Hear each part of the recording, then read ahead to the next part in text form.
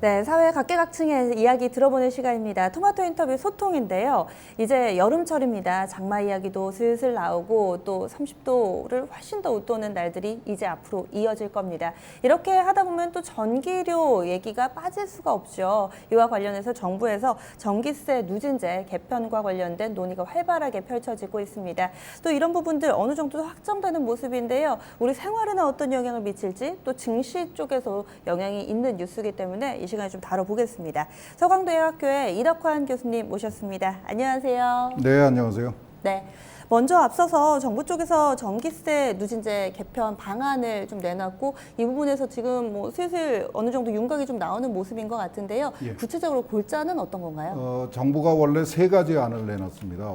1안은 작년에 우리가 경험했던 건데 누진 구간을 약간 조정을 하는 거고요. 네. 2안은 누진 단계가 지금 3단계로 되어 있는데 이거를 2단계로 축소하는 겁니다. 네.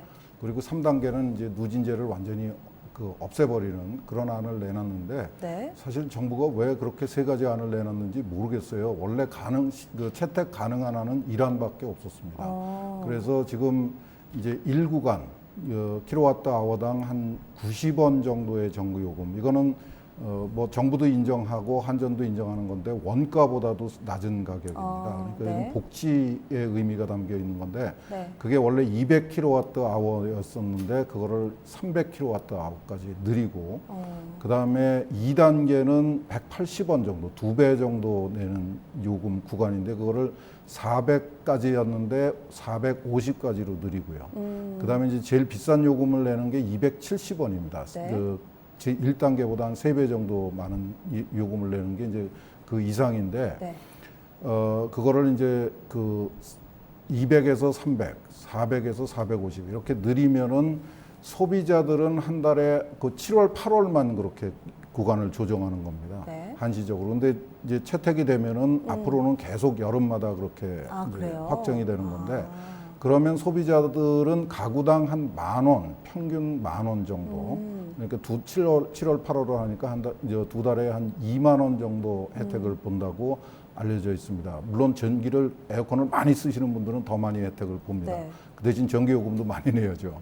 근데 이제 그게 소비자 입장에서는 모르겠습니다. 그게 얼마나 큰 건지, 막 전기요금 뭐 10만 원이 넘게 나오는 데서 10,000원 깎아주는 게 얼마나 큰 건지는 잘 모르겠는데 그 정도의 부담은 줄어들도록 되어 있습니다. 지금 세 개 안 중에서 1안이 채택이 된 거예요? 네. 이게 이제 조금 불편한 얘기인데 정부 아닙니다. 이거는. 네. 정부가 사실은 전기요금은 정부가 부과하는 게 아니고 한국전력이 부과하는 네. 거죠. 그래서 이 전기요금을 확정하는 거는 정부가 아니고 한전의 이사회가 확정을 하게 돼 있습니다. 네. 그러니까 정부가 지금 한전에 한 51% 정도의 지분을 가지고 있죠. 네. 그러니까 최대 주주로서 권리를 행사하는 셈입니다. 그래서 정부안을 지금 내놓은 거고, 네. 조만간에 이제 뭐 7월이 곧 다가오니까 네. 한전 이사회가 이 안을 받아들일 건지 안 받아들일 건지를 결정을 해야 되는데, 네. 한전은 이제 소비자들은 가구당 한 10,000원 정도의 혜택을 보는데, 네. 한전은 작년에만 3,800원의 손실을 네. 입었어요. 그걸 고스란히 한전이 떠안았습니다. 그러니까 이제 앞으로 매년 그 정도의 그 손실을 떠안아야 되기 때문에 네. 문제가 그렇게 간단치 않습니다. 네. 정부의 압력으로 해서 이 안을 선택을 하면은 채택을 하게 되면은 아마 소액주주들이 지금 움직이고 있거든요. 네. 지금 소액주주들이 한 30% 정도 네. 되고, 그 다음에 한전은 뉴욕 증시에도 상장이 되어 있죠. 그래서 외국인 주주가 한 20%가 네. 넘는 걸로 알고 있습니다. 네. 그 사람들이 가만히 있을 건지, 네. 매년 3천억 이상의 손실이 발생하는데 두고 볼 일입니다. 네, 그러면은 지금 한전 사실 앞서서도 적자가 커서 주가 움직임이 별로 안 좋다는 걸 주식 투자자분들이 대체로 알고 계신데 이번에 이렇게 바뀌게 되면 예상 손실액이 어느 정도 커지는 건지. 이것만이면은 한전이 네. 뭐 충분히 견디겠죠. 근데 지난 2년 동안 정부에서 추진했던 에너지 전환 정책, 일명 탈원전 정책 때문에 지난 2년 동안에 아마 거의 한 10조 가까운 부담을 떠안았을 겁니다. 월성 1호기를 폐쇄를 멀쩡하게 네. 돌아가는 발전소를 정지를 탈원전, 시켜버렸고 네.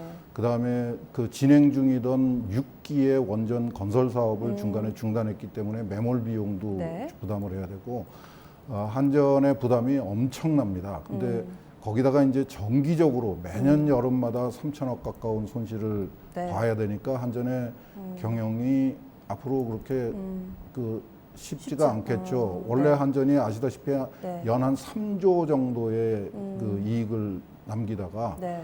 올해 작년에는 6천억 손실을 봤습니다. 그 앞으로는 더 악화될 가능성이 훨씬 더 큰 게 사실입니다. 네. 그러면은 이 한전이 얼마 전에 이 세계 안이 나올 즈음에 원가를 공개를 하겠다고 갑작스럽게 얘기를 했었는데요. 누진제 여파 때문으로 좀 볼 수 있을까요?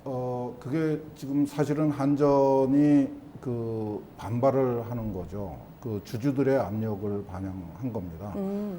지금도 뭐 원가가 부분적으로 알려져 있죠. 근데 그걸 더 구체적으로 공개를 확실하게 하겠다. 다 공개를 하면은 이제 주주들의 반발이 더 그 심해지는 거죠. 정부에 대한 압박용으로 했는데 결국은 정부의 압력을 못 견뎌서 한전이 그 주장을 거둬들였죠. 예.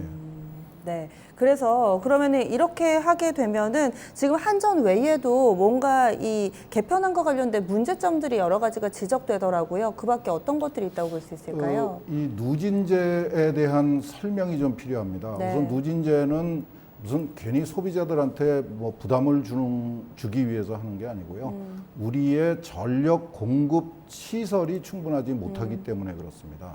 그 우리나라만 이런 제도를 쓰는 게 아니라 전 세계에 프랑스를 제외한 거의 모든 나라가 이런 제도를 그 운영을 하고 있어요. 네. 전기를 공급하려면 거대한 시설인 발전소를 지어야 되거든요. 발전소를 짓는 데는 10년 가까이 그 기간이 필요하고 조 단위의 투자가 네. 필요합니다. 그러니까 전기가 모자란다고 그래서 당장 뭐 발전소를 지을 수 있는 게 아니거든요.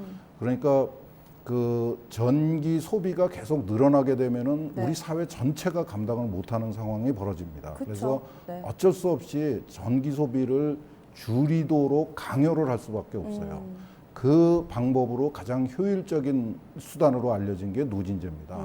이게 지금은 3단계 그 세배인데 이 누진제를 우리가 74년에 처음 시작을 했어요. 그때가 이제 그 소위 그 유리 파동이 났을 때입니다. 네. 79년에 2차 석유 파동이 났을 적에는 6단계 19배 누진제를 썼었습니다. 살인적이죠.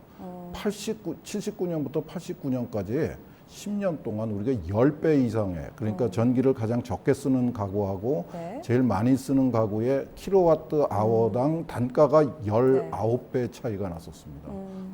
그야말로 살인적이죠. 네. 거기에 비하면은 지금은 굉장히 완화된 겁니다. 2016년에 그 지금 현재 3배로 완화가 됐는데 물론 소비자 입장에서는 그 불만이죠. 그런데 이게 사회 전체를 볼 수밖에 없습니다. 이 그 전기라는 게 이게 네. 여름철하고 겨울에만 이렇게 문제가 되거든요.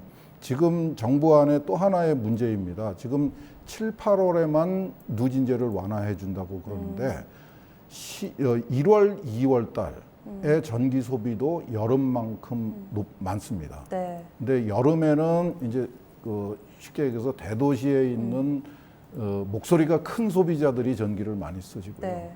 겨울에는 농촌에 있는 목소리가 작은 그 노령층들이 네. 전기를 난방용으로 많이 씁니다. 그렇군요. 그때는 또 전기요금을 안 깎아줘요. 그러니까 이건 굉장히 심각한 형평성의 문제가 있고요. 가장 심각한 문제는 누진제를 완화하면 필연적으로 전력 소비가 늘어납니다. 작년에도 한 6% 정도 늘어났습니다. 근데 우리가 발전소를 넉넉하게 가지고 있으면 다행인데 네. 이 발전소를 충분히 져놓으면은 그 대응은 할 수 있지만은 1년에 네. 넉 달 쓰고 나머지는 놀려야지 돼요. 네, 그렇군요. 그런 문제가 있습니다. 네, 알겠습니다. 오늘 자세한 말씀 고맙습니다. 네, 감사합니다. 전기세 누진제 완화와 관련된 이야기 나눠봤습니다. 당장에 세금이 줄어들면 기쁠 수는 있는데요. 전체적으로 큰 그림을 봤을 때는 이 에너지는 사실 절약해야 되는 게 맞습니다. 이와 관련해서 지금 정부 측 그리고 또 한전에서 어떤 결과를 내놓을지 조금 더 지켜보셔야겠네요. 지금까지 서강대학교의 이덕환 교수와 함께했습니다.